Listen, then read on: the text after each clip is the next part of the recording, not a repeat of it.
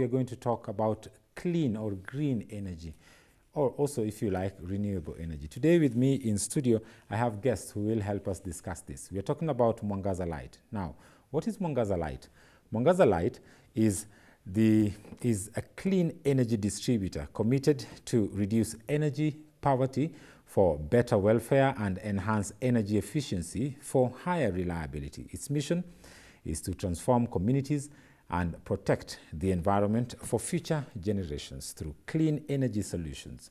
They enable religious leaders and other opinion makers to take on environmental stewardship for greater transition to clean energy and climate change mitigation. Its last mile distribution builds on a partnership with faith-based organizations, the corporate movements, and other like-minded partners to reach both urban and rural populations. And today with me in studio, I'm graced to have with me Chris Nyakwana, the sales manager, the national sales manager, and Katrine Schroff, the managing director. Welcome, lady and gentleman, to the studio.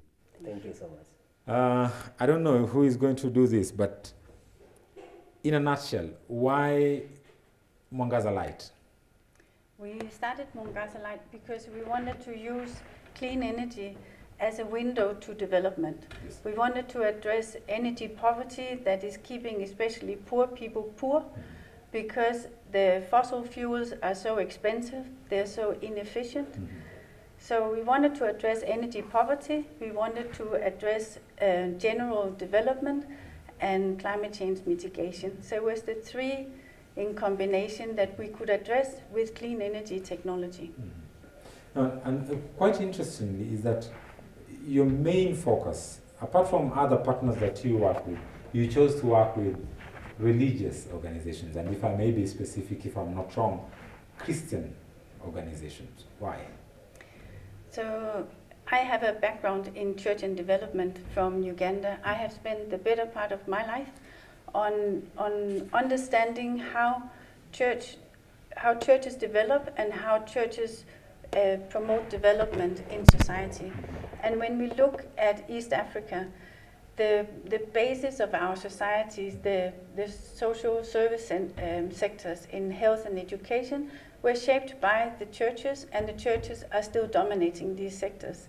Churches are very important in all governance issues. So when we look at both society at large, at the national level, and when we look all the way down to the household village level, we find that religious organizations are really embedded in the social fabric, and they can grow development, they can grow a social movement that we want in order to really make impact on environment. And that's quite interesting because, I mean, the church, as we speak, we've seen this in our country, and as you mentioned, quite right, that even in matters like constitutional reforms in the country, the church is very vital.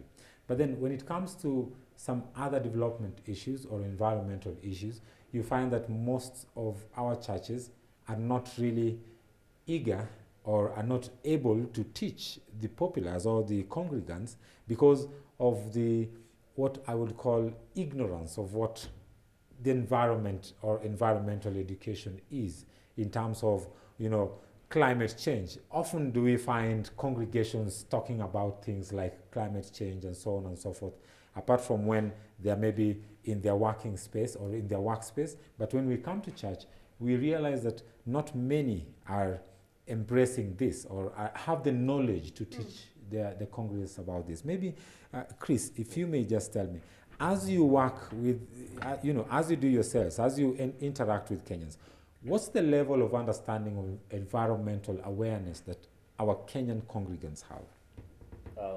Actually, as you've said, the level of understanding about the entire, the conservation of the environment is minimal, and that's why we came in as Mwangaza Light to fill this gap that is missing. I know the church at large, it has done a lot of things, but when it comes to the matter of environment, actually we are not that much conservative about the creation of God.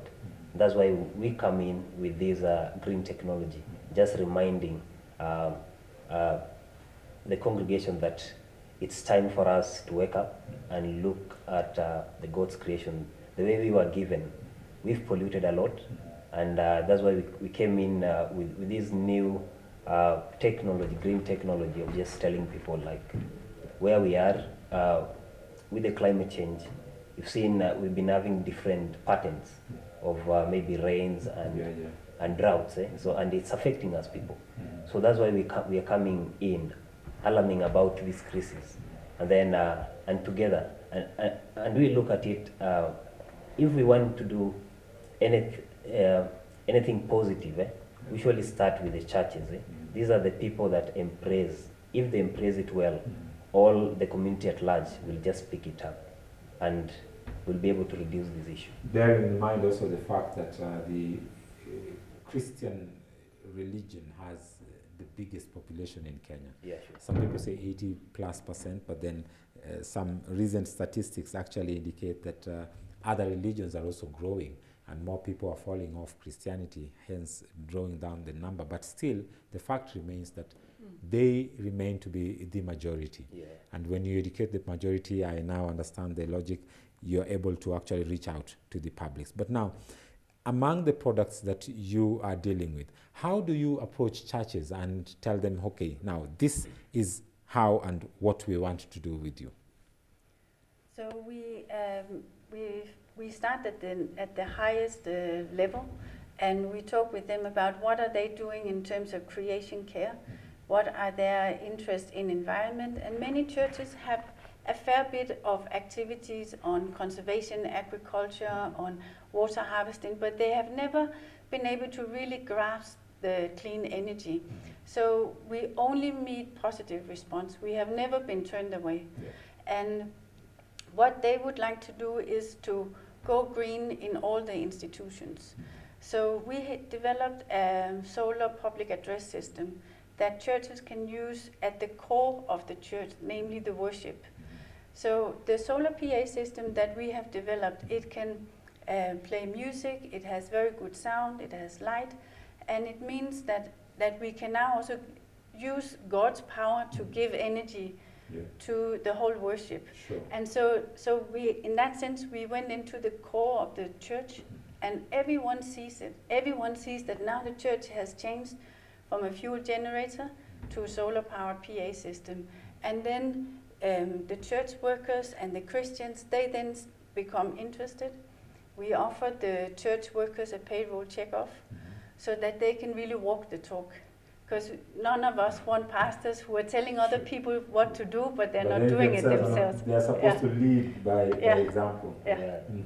Now, let's look at, I mean, for you to choose such, we are talking about the potential. You've seen the potential in the role that the church can play in terms of instilling this knowledge and encouraging, people to come on board in terms of, climate change, mitigation, and so on and so forth. But what's the potential, Chris, when you look at the church? What's the ultimate potential that you would say is in the church in terms of encouraging or informing such change? The potential is quite big. And actually, what we've done through various partnerships, as my colleague has just mentioned, we've never been turned away. And through the partnership with NCSK, we're able to reach all the churches in general. And what we do actually, we preach this message using the clergy. Yeah, these are the people that we target first, so that they can preach it down to the congregation. But then we embrace that. We start with them. They get these products, they use it, and then they walk the talk. When they are talking, they are talking from real experience. Not just mentioning the not mentioning actually used. And maybe a good example is like the public address, the way she has just mentioned. We realize that we are doing a lot of pollution, using maybe sometimes using the generator when you are doing the sermons and preaching. There's a lot of pollution, and also there is noise, and then there is costs part of it that comes on it. So when you are using this PA, actually solar is free, and only the installation is cost you. The installation cost and the maintenance, But also the good thing that we've done as Mwangaza Light, we just come to this like we are part and parcel of the church. Okay. So we agree in a way that you can get the products, and then you pay as you use it. So it becomes more convenient. So you find if maybe a church was using the generator, and maybe they are spending something like 5,000 shillings a month. So this cost is equivalent to what you'll pay to Mwangaza Light. And we have a good a payment plan, which we can give you the product and you pay for 1 year. Oh. And you'll find that the benefit that you get from this product is actually big. So apart from the solar and the PA systems, what other kind of services or products do you offer that may be used by your target audience? So maybe I'll answer that. We have.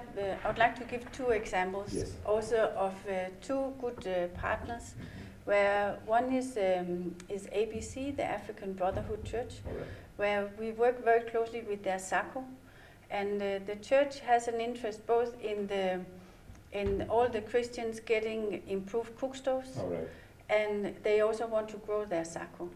So we offer our cook stoves through the SACO, so that the SACO grows, which means that the Christians get better access to finance also for other things that are relevant in their lives. And the church as such goes green from below. Another example is the Anglican Church of Kenya, where the wife of the Archbishop, who's the head of the Mothers Union, she would like all the Anglican homes to have an improved cook stove. Now, in Kenya, there are more than 1 million Anglican homes. If they actually all have an improved cook stove, we will see a tremendous increase in the rate of adoption of clean cook stoves that will help Kenya actually meet its environmental commitments. So in that sense, when you ask for the potential, when the political will is there in a church, we can sincerely move together for the better of the people and of the church and of Kenya as such. So, I mean, this has to start with the church leadership. Yeah. From what I'm getting from you is that it has to start with the church leadership. Yeah. Let me take you on a little challenge right now. In Kenya today, away from the mainstream churches that we do have, we have a lot of Protestant churches. And especially when you visit areas like Mukuru, Kwanjenga, or you visit areas like Korogocho, or you visit areas like Kibra, you have small churches. And there are so many. Actually, I read somewhere, I don't know how true that is, that we have more churches than we have bars and wines and spirit joints. Every 100 yards you've got a church, and it's almost like churches today mirror each other in our society. How do you engage these small churches that has, it's just a single church, it's not a big institution or an organized institution like the Anglican Church, say, or the Full Gospel Church, or the Redeemed Gospel Church, and so on and so forth? How do you approach them, and how do you get to work with them in this way? So actually what we do, we work with all the churches, regardless of how big they are or how small they are.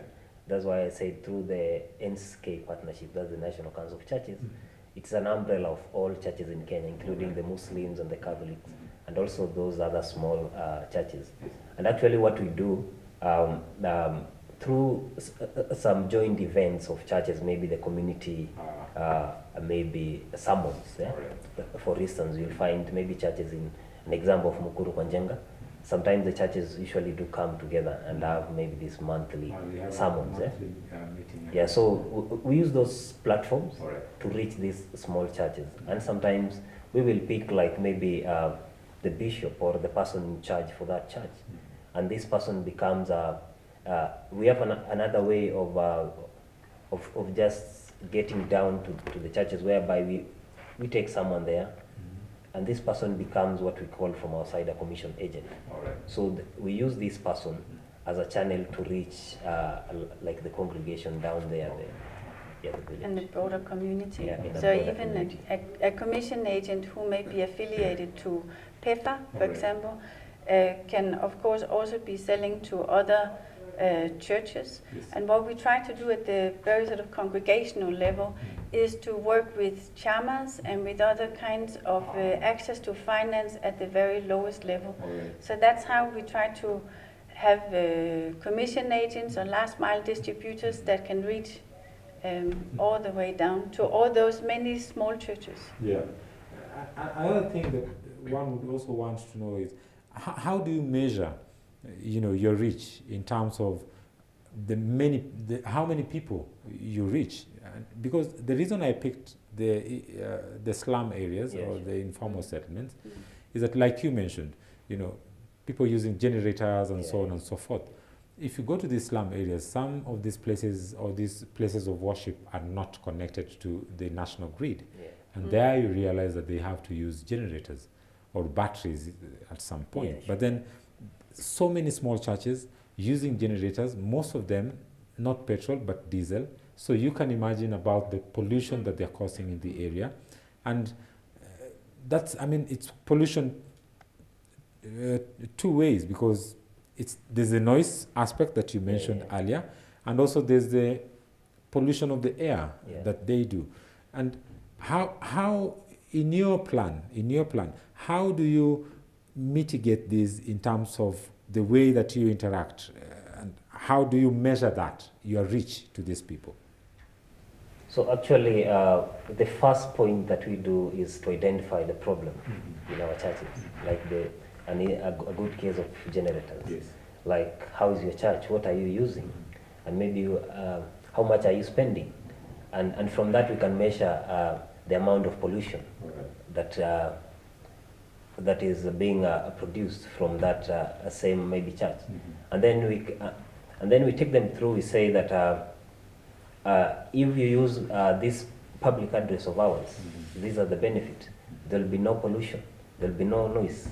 And then the cost of it is just an investment, kind of, because the solar is free. You don't have to pay each and every time the money for diesel. Yeah.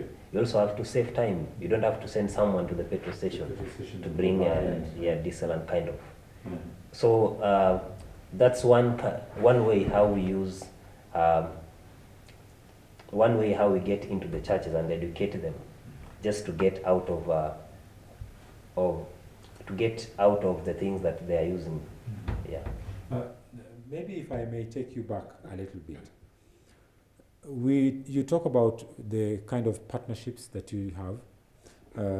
In your partnerships with the institutions like the NCCK, which is of course a big institution and is almost like, I would say, the umbrella for most churches in Kenya. As you work with them, what are some of the challenges that you find? Because of course in everything that you do, you must face challenges. You can't say that it's a Christian environment, so we won't have any challenge. What are some of the challenges that you get sometimes convincing people to come on board? I would say that the biggest challenge we have is actually the time. It is very time consuming to work with churches. You need to have many meetings, you need to do a lot of talking, there's a lot of negotiation, and decision making takes time. To sign an MOU can take 6-9 months, because you have to wait for a synod meeting, or you have to wait for the right people to be there at that particular time. So the speed with which churches work is probably the biggest challenge. What's the ideal situation that you would like to experience while working with these churches? Your ideal situation. That's the reality on the ground. But what's your ideal situation? What would you encourage the churches and the organizations to pick up so that they can make this easier for you guys to reach out to the congregants as well? I think there are two things. One is the political will at the national level that then moves down to the county level and further down. So that the channel of information, but also the partnership at the county level and at lower level. So what we see in a number of counties are these pastors' fellowships, where you have people from NCCK, from the Evangelical Alliance, from the Catholic Church, Muslims. They all come together as sort of an interreligious dialogue or council at the county level. And when we can get everybody on board, the more impact we can make. You mentioned something that I wouldn't like us to pass.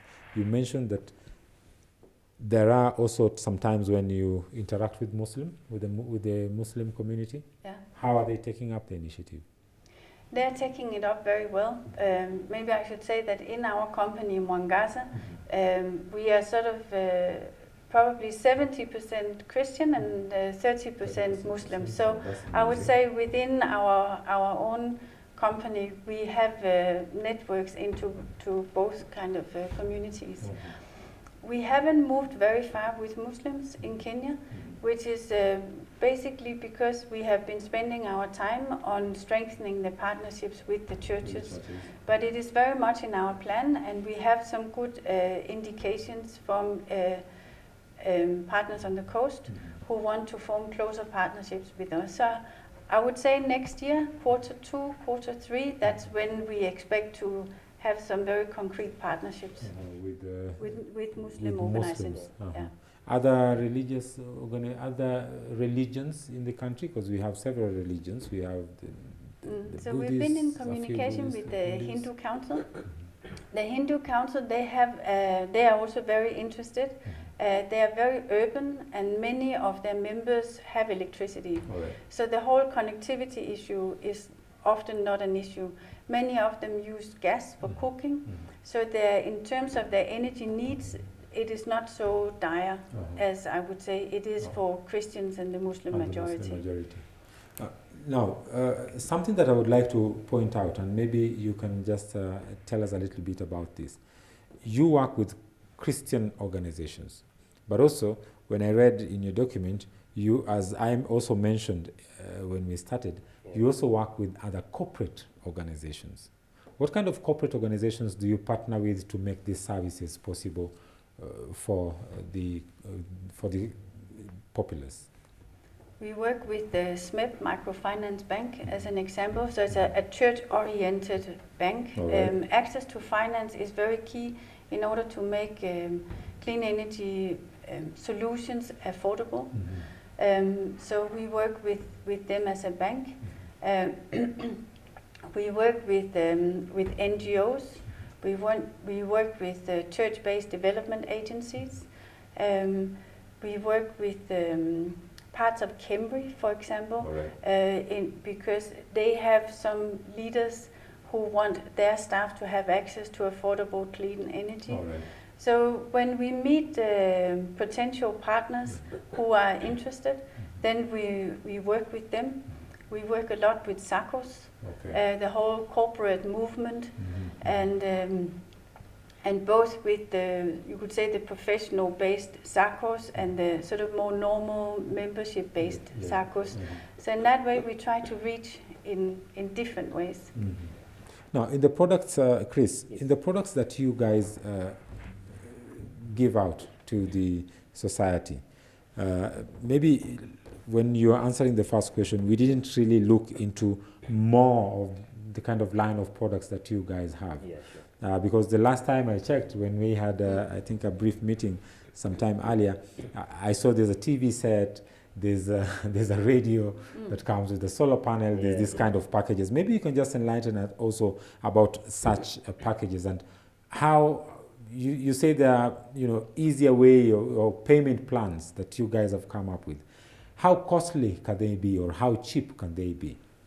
Actually, apart from the public address and efficient cook stoves, we also have solar-powered TVs, and these TVs are able to, when people get them, because we realize when you go to off-grid areas, people are not up to date with the current affairs, what's happening, like news, entertainment, and even some people will use it on following the sermons, maybe on Sundays. And so we have that, and also we have solar lights, from the small units to the home systems. which people can install in the house in different rooms. And as you're saying about the mode of maybe acquisition and how quick can people get to pay them back. Yep. Because if people are using, let's say, kerosene lamps, Yes. it's too expensive. Very. Yeah, because paraffin now, the cost of paraffin is high. Is and then almost more costly than diesel. Than Yes, diesel? not quite sure, yeah. And you'll find that there is the cost part of it Yes. on the kerosene, and then there is the pollution, Yep. and also there's the risk of fire. Mm-hmm. And then when you acquire, for example, the solar lights, you'll find that because of more convenient way of acquiring them, as she mentioned, we work with a variety of networks apart from the churches only. Work with even chamas. All right. Like we will go to the community and get those ladies who have chamas. The women chamas. Yeah, the women chamas in different So parts. that's down on the grassroots. Yeah, down on the grassroots. And that's where she mentioned something, the poor of the poorest. So we'll go down there and get women and tell them, you're coming from this community, maybe you're 10 of you. Why not form a chama? All right. And then have a table banking. And maybe each and every month you can buy like one solar lamp for one of you. the members. And then the next month another one, and the next month another one. And using our good platform of just paying, we say pole pole in Kenya. Right. Yeah. Yeah, malipo ya pole pole. Malipo ya pole pole. So these enable them to acquire the products, and once they acquire the products, they stop paying for kerosene, and you'll find that the cost savings that they are getting from this product, that what they are spending on the kerosene, it takes them between maybe 5 to 8 months if they are buying the home system to pay itself back. 5 to 8 months. 5 to 8 months. Yeah. And then you have the product to use it. And then the product that we sell, all of them they are of high quality products. They are satisfied with different bodies to make sure that whatever we sell is good also to the end consumer. So you'll find these people, once they have acquired this product, apart from all the benefits they're using, like this, they'll use it for lighting at night.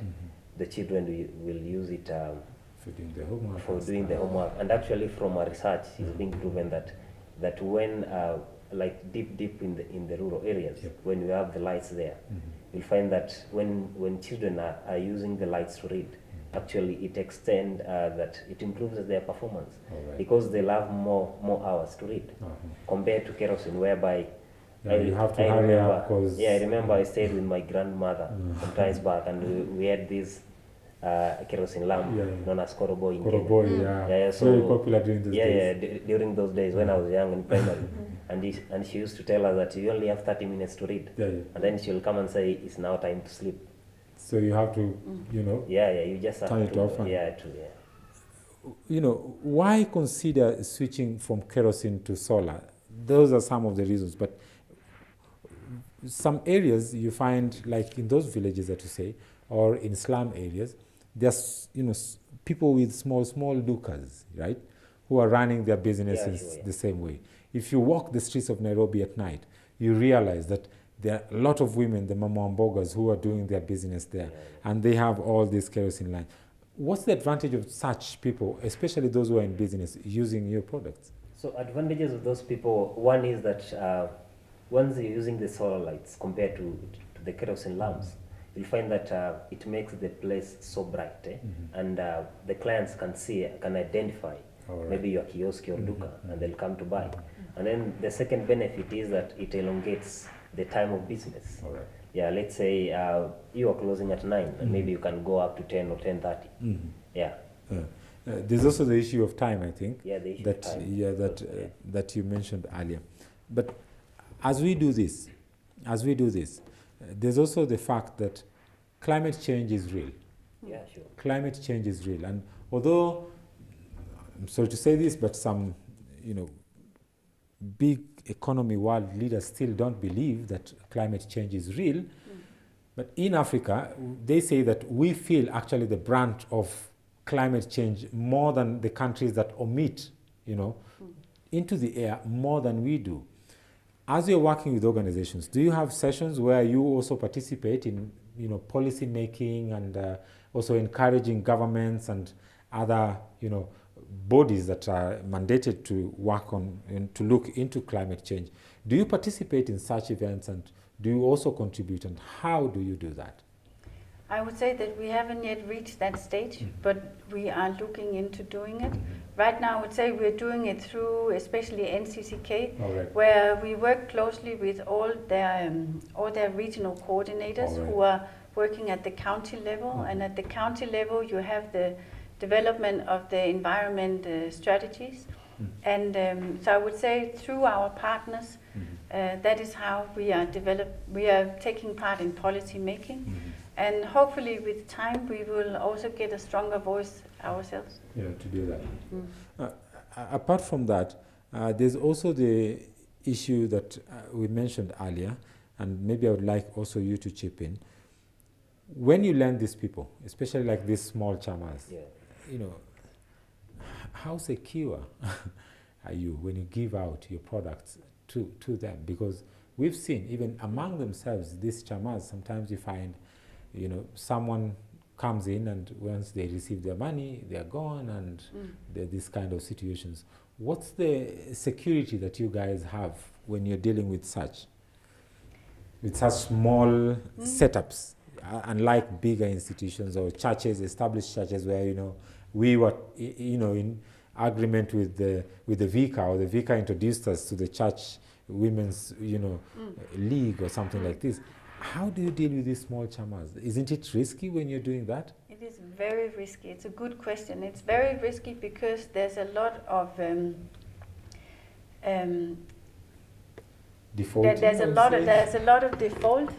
So what we do is first of all, our collaboration with chamas is more in those regions of the country where they have good repayment rates. We have parts of the country where the default rates are very high, and there we don't deal with chamas at all. So when we deal with chamas, they go through like a vetting, which is especially of the chairman and the committee around her often, and so it is our staff. They vet the chama. We need to see their registration. We learn about their history in paying off assets. So we certainly have to take care before we give anything out. Just to add in something, you find that these local chamas in the region, as she has said, we look at the chamas which are on the off-grid, and you'll find that these people, they come from the same community. It's not like the urban, whereby I live here today, tomorrow I'm not there, the next month. Are they indigenous? Yeah, indigenous people. They know each other well. And also, as she mentioned, most of them will find they are registered with the local authority. Those are the local, the chiefs.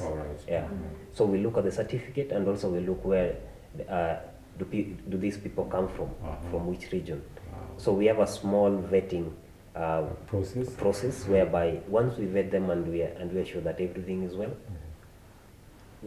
we give them the products. And also to add on, most of our products are pay as you go.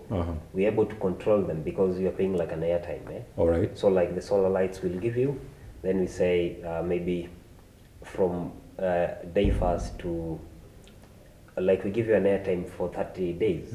And then after 30 days we expect the next payment. So if you don't do the payment, also we control it. Just to motivate you that by the end of this month I'm supposed to make some payments, because if I don't make payments, I cannot be able to see the TV, I cannot be able to get the lights. So these are some of the controlled measures that we've put in place to make sure that we remind people that this is their responsibility to make those payments. One of the areas that also I realize is that you have these efficient cook stoves. Why I'm picking this is the reality of the matter is that on the ground, and I think you will bear me witness, that the most people that I envision you dealing with, if I'm not wrong, are women. If I'm not wrong. And you find that women, especially in the home setup, they are tasked with a lot of, the taking care, the day-to-day running of the family, taking care of the family. It's food, it's water, it's hygiene, and so on and so forth.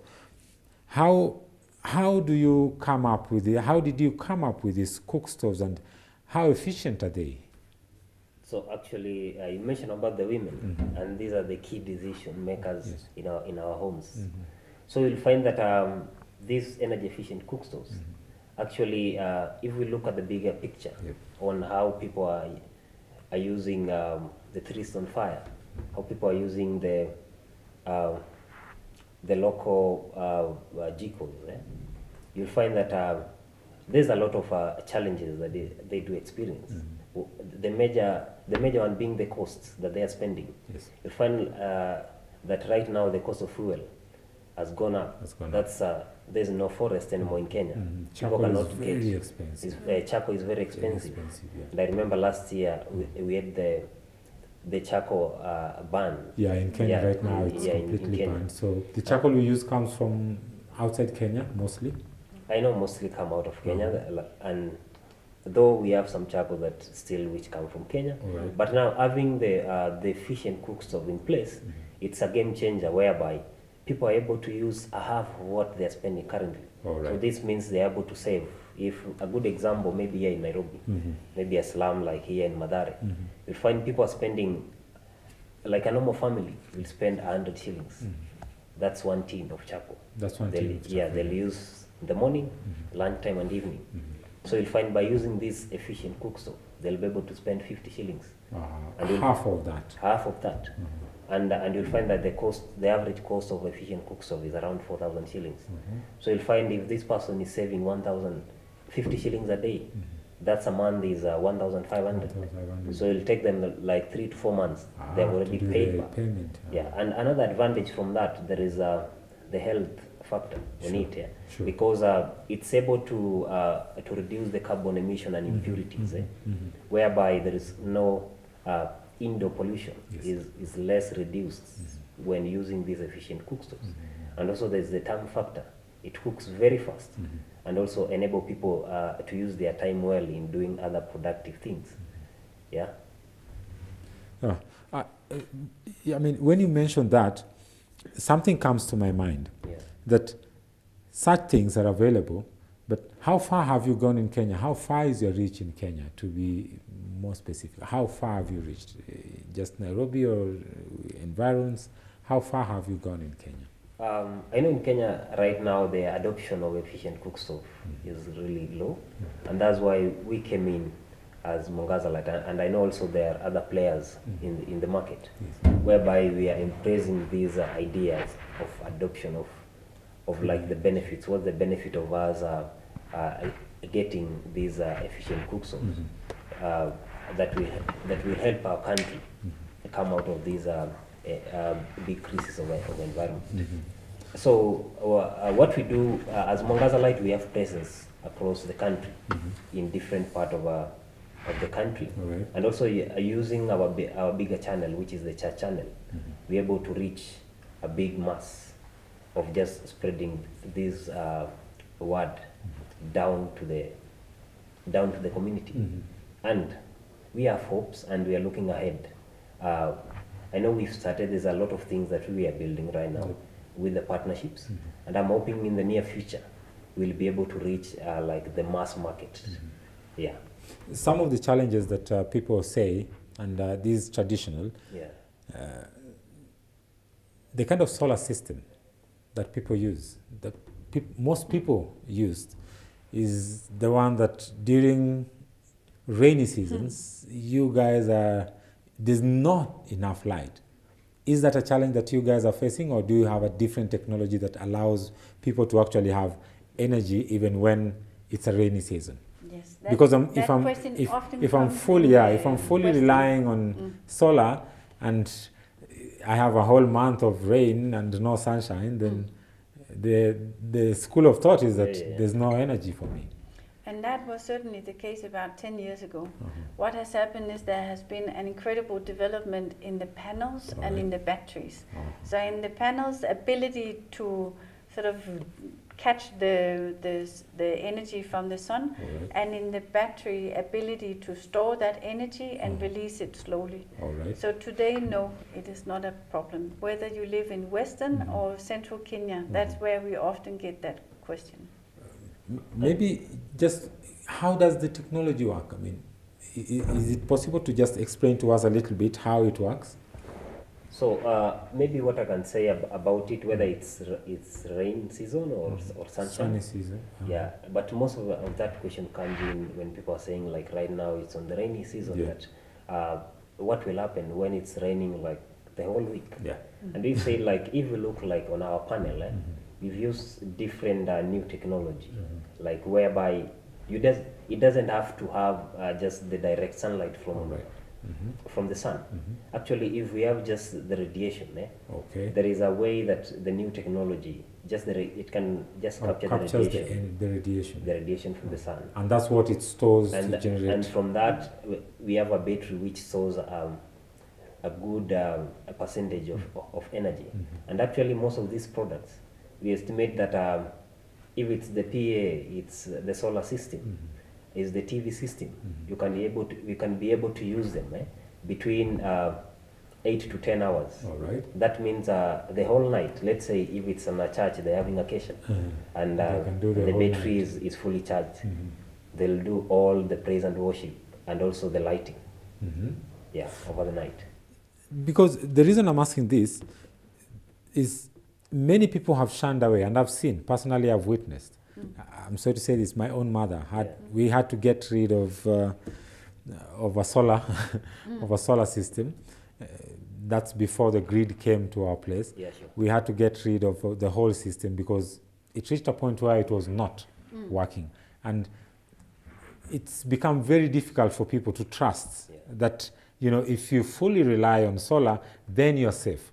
As opposed to, I mean, when you invest in solar, you expect that it's going to save you the cost. And if you find yourself in a position where you have again to disband the solar and again try to connect to the national grid, then it becomes really hectic. And I can try and imagine in the case of now a worship place, where now the church was convinced, okay, let's go the solar way, but then again they're now being told, okay, it's not working, so let's go back to, and as you mentioned, some of these churches, it takes a lot of time to make decisions because, again, the truth of the matter is, this is not my money. This is the community's money. It's the offering of the brothers and sisters in church that runs the affairs. So, So what we do, just to answer you, what we do on that. So we do a lot of education. All right.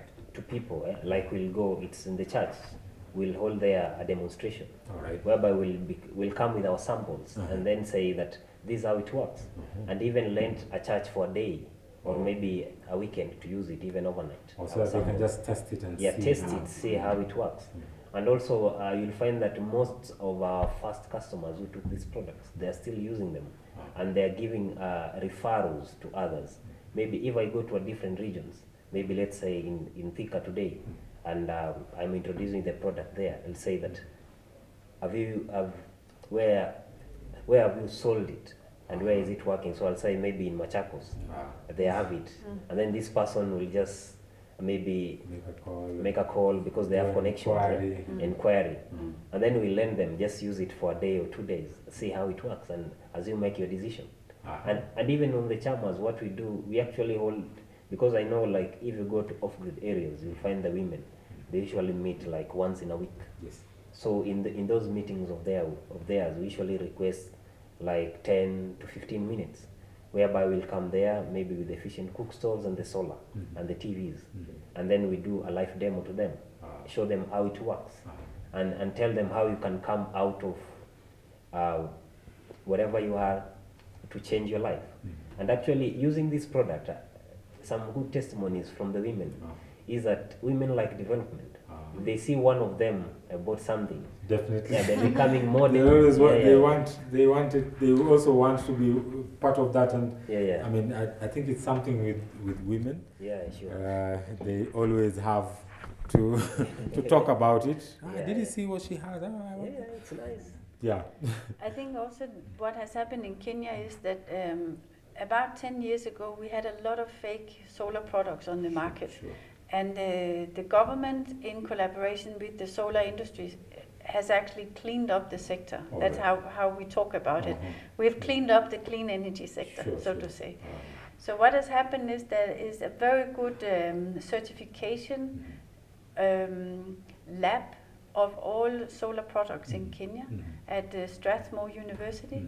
It is a World Bank setup called Lighting Global. And when you buy Lighting Global products, you are actually sure that what it states on the box is what you get. So we only distribute those products. So we are also sure that we only distribute high quality products. So these are KEBS certified products that you guys deal with. Guys, because of time, I think we'll have to cut it short. And maybe just before we do that, I'd like to give you a chance to just quick parting shot, 1 minute, if you don't mind.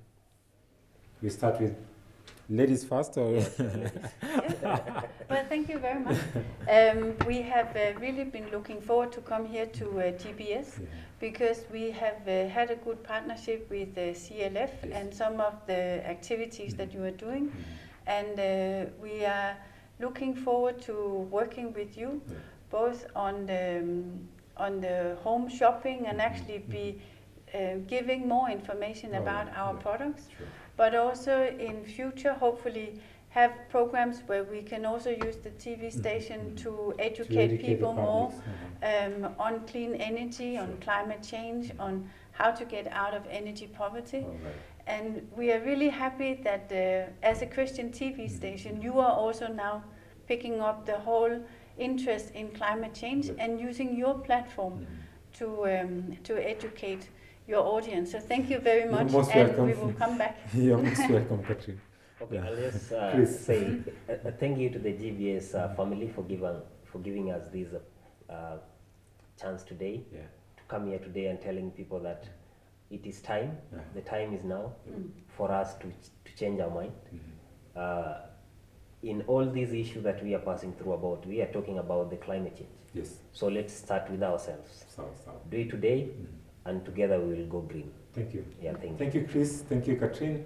Well, we have come to the end of this segment. Today we were joined with Katrin and Chris, who work with the Mwangaza Light. And you've heard about their products and how I wish that we would have prepared some of the products so that our viewers could see. But because we've not done that, we still have something coming up for you. In our GBS TV home shopping, you will soon see some of the products that Mwangaza Light has, from the solar panels to the PA systems and the lighting and the TV sets, the efficient cook stoves, and you will be seeing that soon on our screen. So just keep it GBS. If you have any comments, suggestions, or opinion, you can send that to our SMS 21144. You can also send us an email on info@gbskenya.com. To keep the conversation going on Twitter, our handle is @KenyaGBS. Our hashtag is GBS Morning Extra. Well, I now pave way for Kevin Nyariki, who is coming up with the sports news. My name is Timothy Omondi. See you again tomorrow, God willing.